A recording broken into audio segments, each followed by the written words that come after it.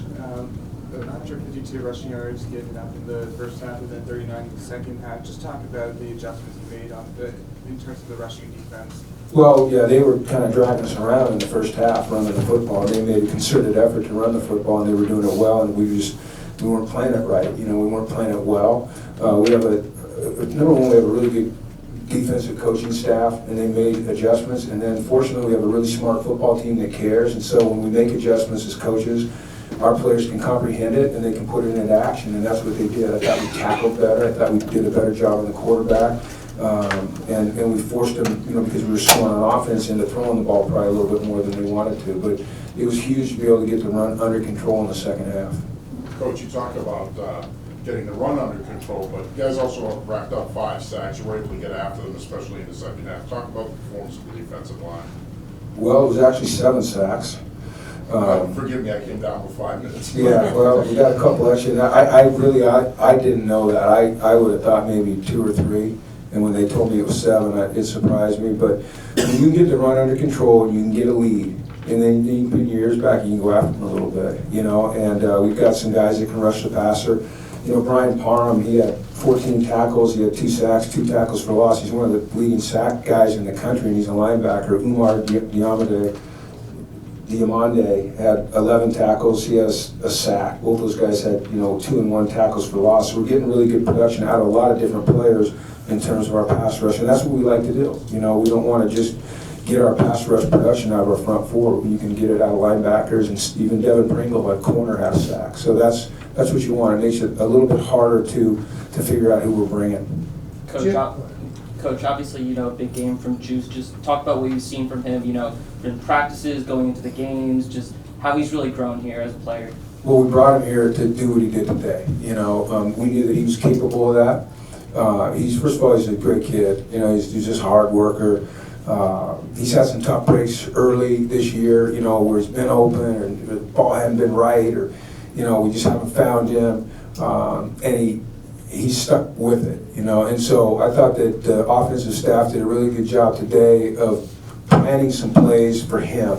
And it just broke right. You're hoping for the right coverage. You're hoping that a guy doesn't do a great job with his eyes, and those things happen for us, and then Juice made the plays. And so, he's the guy we want to continue to get involved with our offense. We don't want to just be all Skyler in the passing game. And, we need to continue to distribute the ball to John Nider and to Ray Mello, and, hopefully we get Ty back. And when you can get Juice going, and then, Alex Honig had the 2 big plays in the pass game. So when you're able to spread it out like that, it makes it tougher to defend. Jim, according to the TV broadcast, UConn leads the country in plays of 25 yards or more on offense. I didn't know that. That's good. Yeah, we like that. We like explosive plays. There's a percentage of that you reach in explosives that lead to more points scored. And when you get those chunks, that's great. And we try to scheme it up as best we can, but it's up to the players to go out and execute, and they've been doing that. And we'll continue to work really hard on that. We're not going to take it for granted, but that's good to know, Joe. Thanks. I did not know that. I didn't know we had 7 sacks. I didn't know that. That's good. Jim, it looked like Cam got beat up pretty early, but he came back and then went out again, came back again. Just what can you say about where he is right now and how he's doing? He's doing fine. Cam is a tough dude, man. You're not going to keep Cam Edwards down. He's going to take some hits, and he's going to have to come out. Shoot, on that one, he said his shoulder popped out, and then when the guy hit him, it popped back in. And he's like, he's telling the trainers, leave me alone, I'm fine. He's just that kind of guy. And I really felt like the 2 runs he had that got us the first down were real momentum runs for us, because he's the juice, man. He's the toughness on this football team. There's a lot of tough guys, don't get me wrong, but when he's rolling, we kind of roll, we kind of feed off of him. And so I felt like that, I think there was 2 plays in a row we had pretty good runs, and I felt like that got us going. You guys had never beaten BC until you got there, and I won 2 of the last 3. What does that say about what you're building down? Well, I don't know. It's just, we're trying to build something special. It's an everyday proposition. We have to attack it every single day. But we're starting to see some results, and we have to protect that by the way we work and the way we think and the way we attack tomorrow, and evaluate this game. And we're not going to be complacent. We're just going to keep trying to be the best we can be every day, and worry about ourselves and not worry about the fact that we finally, what'd you say, we beat them, we're 2-. 2 of the last 3, and the first time Yeah. ever here. Okay, yeah, that's great, yeah. But that's what we, and this isn't about BC. We prepare in a way that we expect to win no matter who we're playing, if we play the way we're capable of playing. So, and I have a lot of respect for Bill O'Brien and this football team, and they've had a really tough go at it this year. They've had a tough schedule, but they fight, they fight and they're tough. Coach, I was gonna say, a couple of years ago when you played here, one of the things you pointed out was, in the post-game press conference, the physical difference from when you played them at the Rent the first time. Would you say you guys have bridged some of that physical difference against a program like this time around? That's a good point. So, yeah, I remember that after that second game, they invested a lot of money in their offensive line, and it showed up, you could tell. And I will just say this, that we've had people in our program, sitting around you right now, and people that support this program that have stepped up and help us, get in a position where we can compete for some really good football players. And when we walk on the field against a team like BC, we look the part.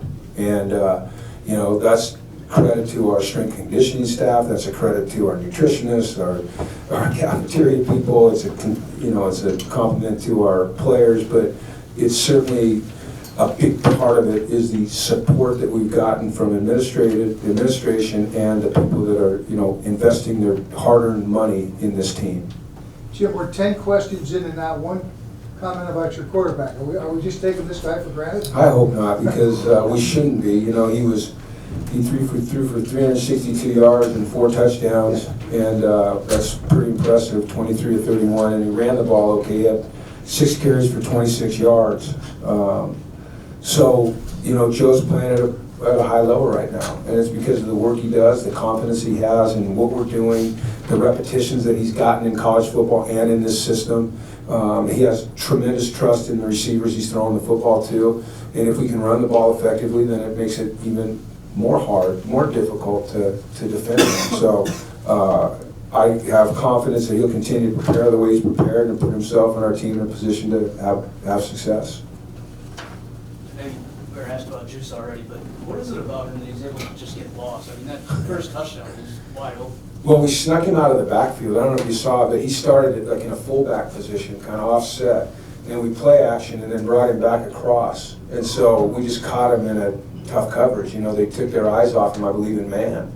And that happens sometimes. But, Juice is a guy that you have to decide defensively how you're going to treat him. Are you going to treat him as a wide receiver? Are you going to treat him as a tight end? Because he's kind of right in the middle. And so, we're trying to take advantage of that, trying to create matchups that are favorable to us and to Juice. And that's what our staff tries to do is, put our guys in position to utilize their skill sets to the best that they can and keep them out of situations where they're doing things that they're, maybe not great at. Time for one more, Freddie, otherwise we got